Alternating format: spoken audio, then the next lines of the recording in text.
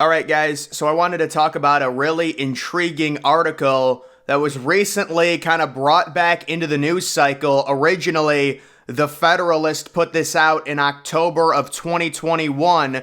It talks about Mark Zuckerberg and how he kind of games the system. It is an interesting question. How do these multi-billionaire business people who want to remain bipartisan because it's best for business, of course, Zuckerberg with Meta, with Facebook. You don't want to appear left-wing or right-wing because then you'll alienate half of your users, but that you also do want to have influence over who is put into office. How do you do that while making it look completely bipartisan? Very intriguing. Mark Zuckerberg did it in 2020. It says Washington Post accidentally admits the Zuckbucks were used to turn out likely Democratic voters in 2020. So this is the updated article in May of 2023. This was last Tuesday. Elon Musk decided to link the 2021 article written by The Federalist that examines how Meta CEO Mark Zuckerberg gave hundreds of millions of dollars to nonprofits such as the Center for Tech and Civil Life and the Center for Election Innovation and Research. Both of those sound completely harmless. It sounds like that's a good thing by Zuckerberg. You know, you're not leaning left or right or whatever. Leading up to the 2020 election, both of them poured this money into local election offices in battleground states around the country to change how elections were administered, such as by expanding unsupervised election protocols like mail-in voting and the use of ballot drop boxes. The 2020 election, you know, whether you think there was something crazy going on or not, even the left, you've got to admit it was a completely different election with the rampant mail-in voting. That was, I don't want to say it's an excuse, but it was a convenient thing. When the pandemic happens, obviously they're going to be saying, well, we have to vote by mail. We can't do it in person because we're scared of an airborne disease. I get it, but it's also going to raise some questions on the legitimacy of the voting process if we're doing something completely different than how we're used to doing it. And then they gaslight us and tell us, no, the 2020 election is safer than anything. That's not possible. If you're dealing with rampant mail-in voting, it's going to only raise more questions. You're not going to gaslight people and say, because there's more mail-in voting, it's safer. That makes no sense.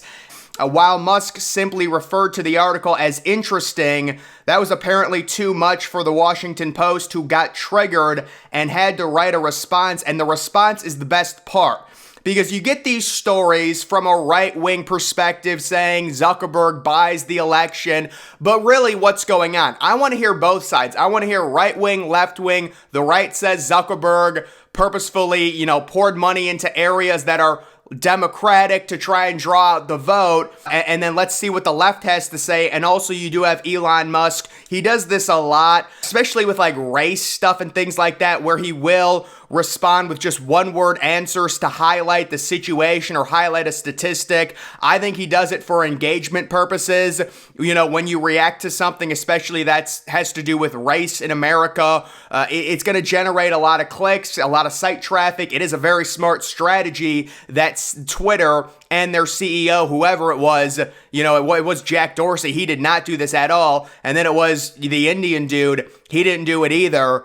But now Musk running things a little bit differently, and I would only imagine that the Twitter site traffic is significantly higher. But then, of course, you've got people who, they're just so much smarter than Elon Musk. Guys, how many times have I heard Elon Musk is running Twitter into the ground? I'd love to see a site traffic report on Twitter. I would imagine it's significantly better than it was before Elon Musk took over. Maybe the multi-billionaire knows how to run a business. But no. All the liberals that are $40,000 in student loan debt told me Elon Musk is destroying Twitter and he's losing so much money. Oh my goodness. And then, so here it is. Here's the article. This was the response.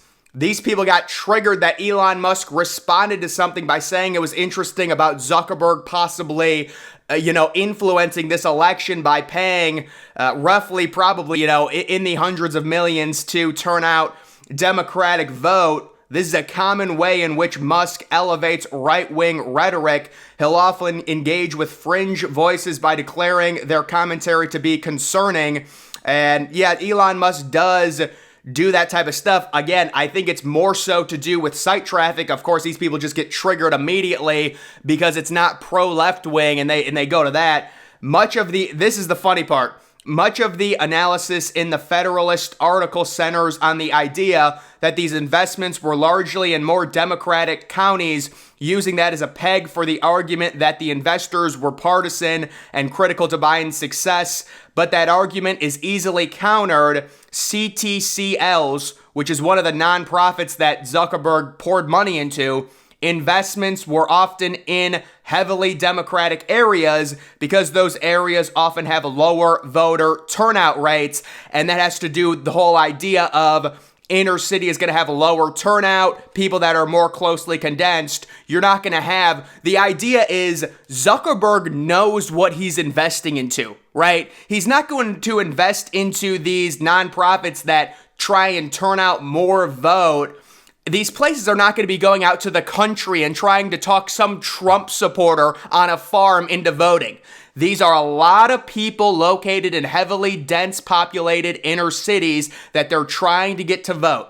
And Zuckerberg thinks, this is just my speculation, Zuckerberg, he wants, whatever candidate he wants to win. This argument is he wants Biden to win.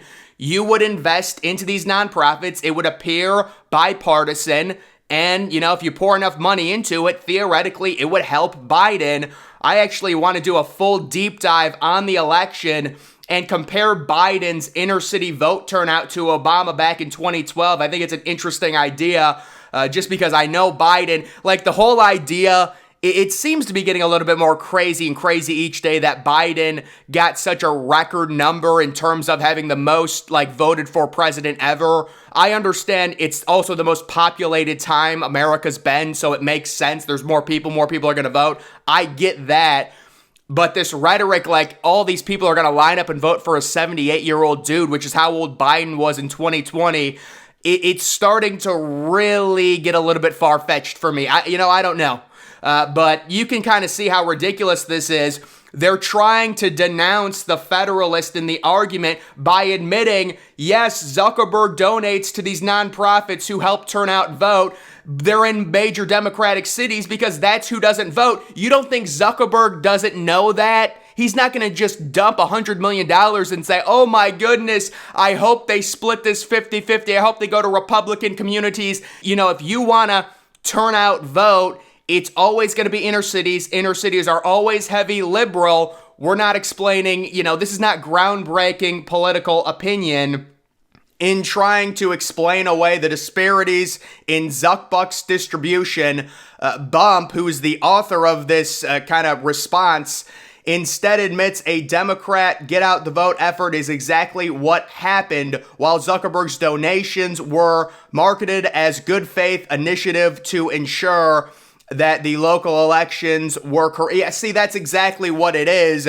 Zuckerberg wants to have his cake and eat it too. He wants to appear completely neutral while actually, at least a little bit, influencing this election with the fact that he is a super multi-billionaire. And it makes complete sense, right? This is exactly how they would do this. It's very fascinating to see these people operate and the strategy that they use. If I donate to these nonprofits, that it's a get out the vote initiative, it's not going to come off crazy. You're not just going to throw all your money into some Democrat super PAC, which will just trigger people. This is forcing people to read between the lines and actually understand where this money is going. And it's a get out the vote campaign. Where are those things at? Probably inner cities. Maybe someone needs to do some research on how much of a vote that Biden got with minority people versus Hillary Clinton versus Obama, things like that. Because I would imagine he did very well if he got, and again, this is a 78-year-old white man. It does seem a little ridiculous. So this is a very interesting article. I just wanted to react to just how these billionaires are able to do it. Zuckerberg, I don't really have an opinion on him. Meta seems to be struggling right now. The rebrand, I don't like the rebrand. I really didn't use Facebook personally, but there is that. And then we do have the real reason stores such as Walmart and Starbucks are closing in big cities. Well, we all know the reason Walmart is closing. And this is from CNN. So I did want to see how much they would attribute this to crime. And predictably, they talk about it for like a paragraph. It says, and though crime isn't the biggest factor in many cases, higher levels of shoplifting and other losses have taken some toll. Retail, and you can kind of see some of the numbers there. So they really don't talk about crime in this article. This is CNN coping with their own party being completely anti-business because, listen, if you're going to allow people to steal $900 worth of crap and let them walk out of the stores, the reason Walmart is closing 4 stores in Chicago is not due to online shopping. CNN makes an article and they say, why is Walmart leaving? And it wasn't just Walmart, it is Starbucks and other stores. They're like, online shopping. No. Walmart is not closing 4 stores in the same area because massive amounts of online shopping. No. Number one, you've completely alienated the police force in these big cities. You've called them all racist. They don't want to do anything. That has to be completely demoralizing for the citizens who, if they're shoplifting, if something happens, just look at San Francisco. They've totally embraced the whole movement where the cops are bad. You've got people putting tape on their windows with notes saying, please don't take anything, because no matter what happens, even if you see the shoplifter, the dude, and you give a description of him, the police don't care because they've been alienated. They do anything, they'll get called racist. It is a horrible relationship these communities have with the police, and there's no way that that's going to create a great system for businesses to succeed in. That's why all these places are leaving. You will be labeled anti-business if you allow people to steal $900 worth of crap. And the other funny thing is they say, oh, who cares? It's a big corporation. Do you really think these corporations are losing that much money because people are stealing $900 worth of stuff? Really? Oh my God. Walmart is instead of making $30 billion, they're going to make $29.8 billion. The real thing that these policies are hurting are the communities where the people in the communities are the ones stealing. They're hurting themselves. The corporations don't care. They'll get up and leave. So the whole thing is just a complete mess. When you alienate the police, it's like, if you're someone who does not commit crimes, why would you not want a police presence? The only way you're going to run into police, unless you get speeding or whatever, I'm sure we all do that. But if you get victimized, do you want to be able to call the cops and say, this person did this? If you don't have that, I just don't understand. If you're someone that's not a criminal, why would you not want police? I get it if you're a criminal and you steal crap. Absolutely, you don't want any police to be there. Call them racist, call them whatever. But if you're a normal person, I just don't get it. And all these people are leaning into it. And then we also have this. We need to be taken care of first. Chicago community where 97% voted for Biden are very angry and finding out 500 migrants are heading their way. Some claimed they have been bumped off housing waiting lists. So I don't think, I don't want to go at this community, 97% voted for Biden, but why, if you're a Republican in Texas, if you're the governor, you're an official, whatever, your state voted against this crap, right? The Democrats are the ones that love these illegals, that let them in, have an open border. So if you believe in that, why doesn't the Democratic cities deal with the illegal immigrants? They're the ones that want it. That's what I don't understand. It's like they all go to Texas. Texas is still Republican, although maybe that'll change in 7 years with everyone coming to Austin. But Texas is still a Republican state. Why? They voted against this. If you're a Democrat, shouldn't you be embracing these people into your cities? That's the thing. You want the soft borders. You think it's racist to have a wall.